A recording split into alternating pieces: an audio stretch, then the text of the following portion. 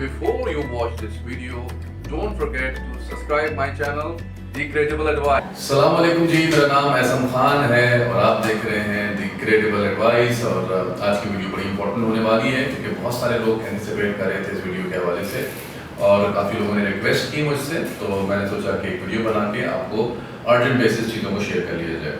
अच्छा जी, एक breaking news चल रही है कि अब USCIS में आप अप्लाई नहीं कर सकते या US इमिग्रेशन के लिए अप्लाई नहीं कर सकते। अब everything is gone done dusted, और उसकी वजह बेसिकली ये क्योंकि पाकिस्तानियों का करंट स्टेटस नहीं है। तो ये दो तीन इंपॉर्टेंट चीज़ें हैं। क्या हम अभी अप्लाई नहीं कर सकते USCIS के लिए? क्या अब पाकिस्तानी इनका स्टेटस करंट नहीं है? ये इसकी जो हाईलाइट्स हैं इस वीडियो की मैं आपसे शेयर कर रहा हूँ। तो देखिए, सबसे पहली बात तो ये है कि इन सब चीज़ों से पहले हमें ये समझना ज़रूरी है कि USCIS क्या चीज़ है और NVC क्या चीज़ है। देखिए, जो कंट्रीज जिनका करंट स्टेटस नहीं है, ठीक है, फॉर एग्जांपल जैसे इंडिया है, मैक्सिको है, चाइना है, जिनके 10-10 साल 8-8 साल के बैकलॉग हैं, तो क्या USCIS का बिहेवियर चेंज होता है उन कंट्रीज़ के लिए? एक्चुअली नहीं। कि जब भी हम बैकलॉग की बात करते हैं, जब भी हम वेटिंग की बात करते हैं, तो वो NVC से हम चीज़ों को रिलेट करते हैं।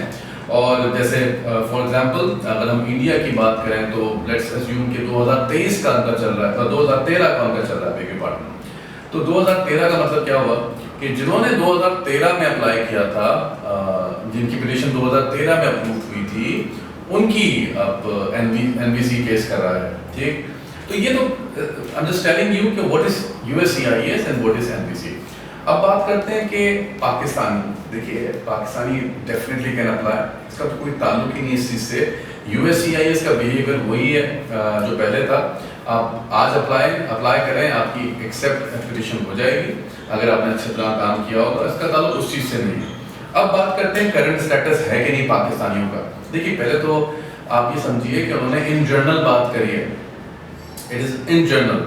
अभी ऐसा नहीं है कि जैसे इंडिया की तरह या मैक्सिको की तरह या चाइना की तरह उन्होंने अलग से एक ब्लॉक बना दिया पाकिस्तानियों के लिए। पाकिस्तानियों का इतना जी वेटिंग लिस्ट है और पाकिस्तानी का करंट स्टेटस नहीं है जी, ऐसी कोई बात नहीं की जा रही। एज ऑफ टुडे अगर हम आज की बात करें तो ऐसी कोई चीज़ नहीं है जिससे तहत आप ये बोल सकें कि पाकिस्तानियों का अब अप्लाई नहीं कर सकते या it's too late to apply वगैरह वगैरह।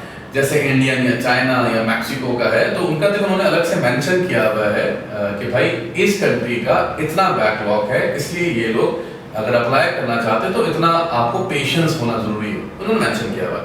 ऐसा कोई पाकिस्तानियों के लिए नहीं मेंशन किया हुआ।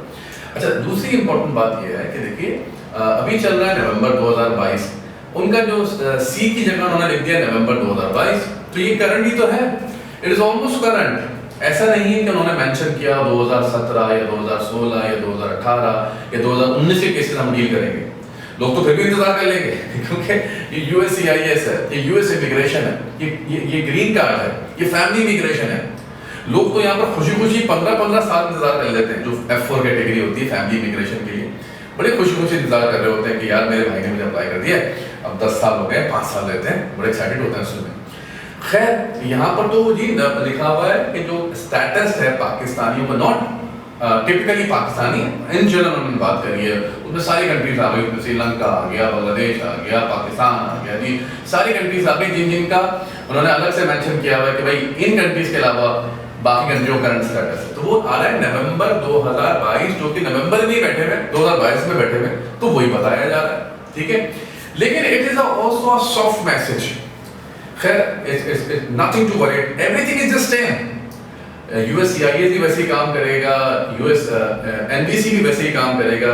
ठीक, तो इस पे कोई घबराने वाली बात नहीं है। अच्छा, लेकिन ये एक सॉफ्ट मैसेज जरूर है बहुत सारे लोगों के लिए जिन्होंने अभी तक अप्लाई नहीं किया, उनके लिए एक सॉफ्ट मैसेज है।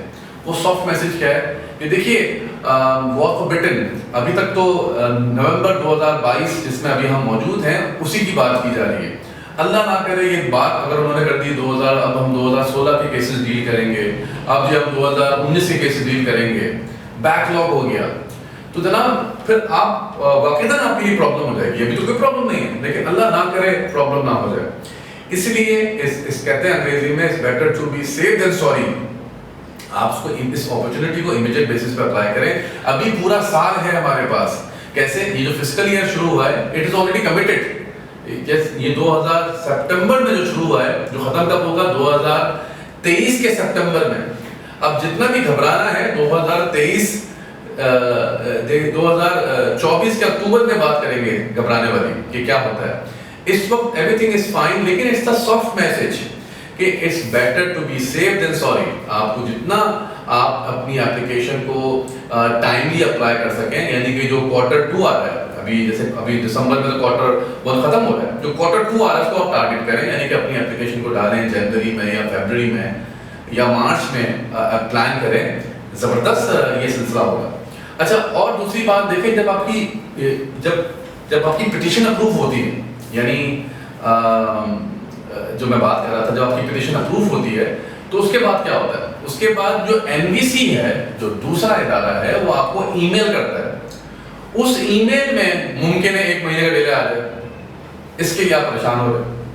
देख समझे बात को आप कि अगर फर्ज कीजिए कि जो नवंबर तक की बात करिए, तो इसमें अगर मैक्सिमम डिले भी अगर 30 डेज का आएगा, 60 डेज का आ जाएगा भाई। लेकिन इसमें सालों का नहीं है, महीनों की बात की जा रही है, बल्कि महीने की बात की जा रही है, और अभी तो बिल्कुल करंट है, मैं तो आगे की बात कर रहा हूँ। तो everything is just safe, be comfortable, right? It's nothing to worry about it.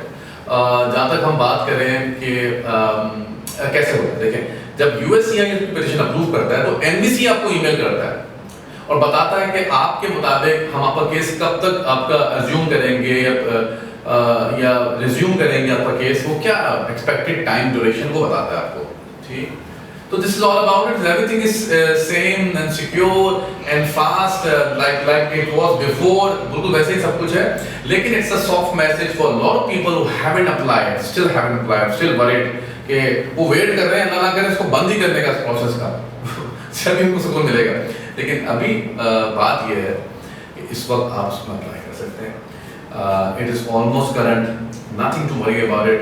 It is the soft message for a lot of people who haven't applied. Apply करें इस प्रोसेस को, ताकि आप डॉक्यूमेंटेशन पे काम करेंगे तो अप्लाई करते करते हमें मार्च अप्रैल हो जाएगा, जो कि इसी फिस्कल ईयर में अप्लाई कर देंगे इंशाल्लाह। तो everything is just nice and smooth, तो nothing to worry about it, right.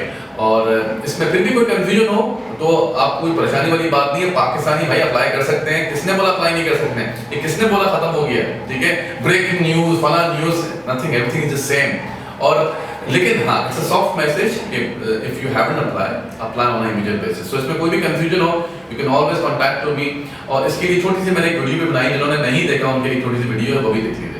तो अब हम बात करेंगे जिसके लिए ब्रेकिंग न्यूज और सब बातें कर रहे हैं, तो क्या है थोड़ा सा और समझ लेते हैं।